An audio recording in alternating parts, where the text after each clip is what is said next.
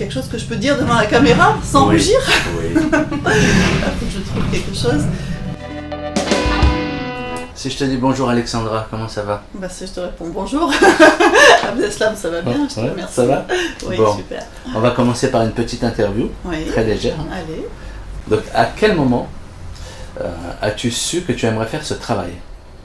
Alors, je crois que ça s'est imposé naturellement à moi. J'ai toujours traîné un petit peu dans ce magasin quand j'étais petite, parce que c'est un magasin qui était à ma grand-mère, puis à ma maman, et donc j'ai toujours été là. Donc naturellement, ça s'est fait, et je me suis retrouvée aux commandes du magasin quand il a fallu que je commence à travailler. Depuis combien de temps tu es implantée ici, sur Alès? Alors, ma grand-mère donc avait créé le magasin en 1953. À sa suite, c'est ma maman qui l'a repris en 1978. Moi, j'y travaille depuis une trentaine d'années et je suis seule aux commandes du navire depuis 16 ans aujourd'hui. Si je te demandais de décrire ton activité aujourd'hui? Je crois que le slogan qu'on a à l'extérieur, à votre service depuis 1953, justement, décrit bien le type de commerce que l'on a. En fait, nous sommes une entreprise de service.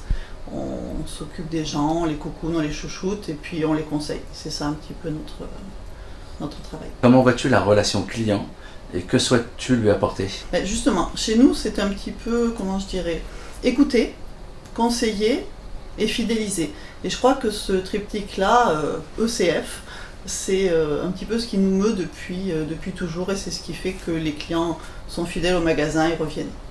Quelle est ta touche personnelle? Oh, je crois que c'est le cœur qu'on met ici un petit peu dans le magasin, la bonne ambiance, le côté un peu cocooning, de plus en plus la déco bois que l'on a implantée, et c'est la chaleur qu'on trouve ici, le sourire et la bonne humeur, parce que quand même on se marre bien avec nos clients. Pourquoi les Cévennes? Je suis fille de Cévenol, je crois, c'est une longue lignée avant moi, depuis des décennies nous sommes implantés ici, et j'y suis bien.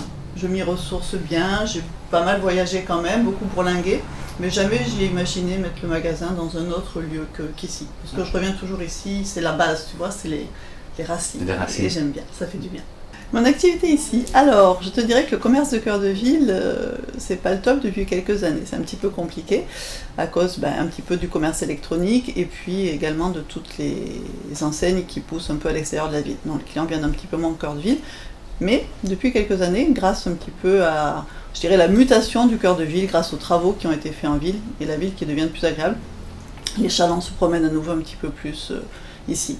Et puis quand même, on a eu de l'aide pendant la crise sanitaire, la mairie avec, je crois que c'est Fred de chez Agartha, nous ont créé un petit site qui s'appelle Alès of Course, qui permet aux gens de retrouver tous les commerces de cœur de ville sur une seule et même plateforme.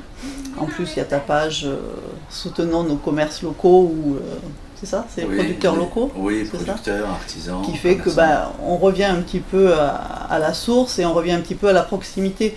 Et chez nous, la proximité, c'est quand même ce qui fait notre essence même, tu vois. On a à cœur de protéger nos clients, on a à cœur, tu vois, on a fabriqué ce petit distributeur de gel hydroalcoolique, protection de caisse. On veut que les gens se sentent sécures et cocoonés. Et je crois que c'est important pour eux de trouver ça dans nos petits commerces. En plus, on est quand même le lien social pour pas mal de personnes. Nous, on a une clientèle parfois un petit peu âgée, donc on est des fois même leur seul lien social, et c'est important pour eux de pouvoir se retrouver tranquille et sécure dans nos petits commerces. Voilà. Le lieu où tu te ressources? Ah, le lieu où je me ressource, ça c'est une bonne question. En fait, c'est le lieu où se trouvent les gens que j'aime. Ça, tu vois, c'est quelque chose pour moi qui est indécrottable. Si tu pouvais être quelqu'un d'autre le temps d'une journée, qui aimerais-tu être et pour quelle raison? Je te dirais Thomas Pesquet, ou bien Claudie Agneret, parce que quand même je suis une femme, alors c'est la première spationaute française, voire même européenne, je crois, qui est allée dans l'espace dans les années 90, il me semble. Parce que j'aimerais bien avoir une vision pour une journée de l'ensemble de notre planète, voilà, voir ça d'en haut, ça me plairait bien.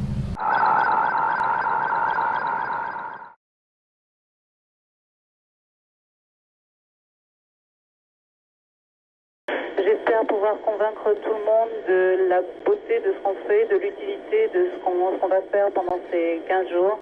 Mais c'est vraiment un spectacle et des sensations, des émotions absolument fabuleuses. C'est un vrai rêve que je vis maintenant. Quel est ton péché mignon? Petit truc coquin quand même, qu'est-ce que je peux te dire de sympa? J'ouvre une bouteille de rouge, alors locale, parce que quand même le soir faut pas pousser trop fort.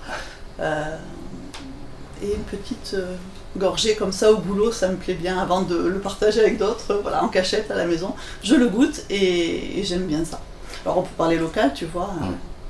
domaine du Grand Chemin, chez monsieur et madame Floutier, enfin la famille D'accord. Floutier, Samuel Delafont qui était primé Oui, à des qui sodas. était Enfin, il y a primé. plein de petits, Oui. genre, petites cuvées comme ça locales que j'aime bien. Voilà. Et c'est mon péché mignon de le boire discretos comme ça, faut pas le dire. D'accord. Donc je vais te poser une question également de la personne qui a été interviewée avant toi, Ouais. donc qui était David Paoli d'Ailoup. Moi qui pensais passer la première et essuyer les plâtres, en fait, on a interviewé Ouais. plein d'autres avant moi. C'est ça, Ouais. quelques-uns juste. Quelques-uns.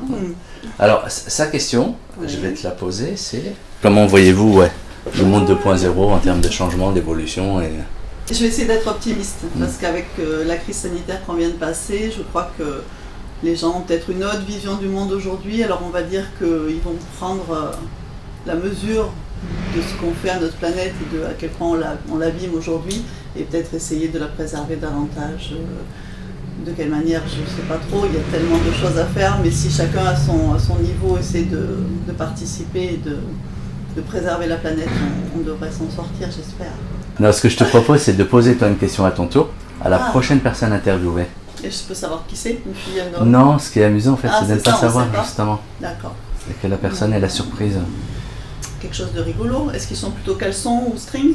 Non, ça marche. Ça marche, c'est Voilà. super. C'est ma question. Ça va lui plaire. Ça va lui plaire?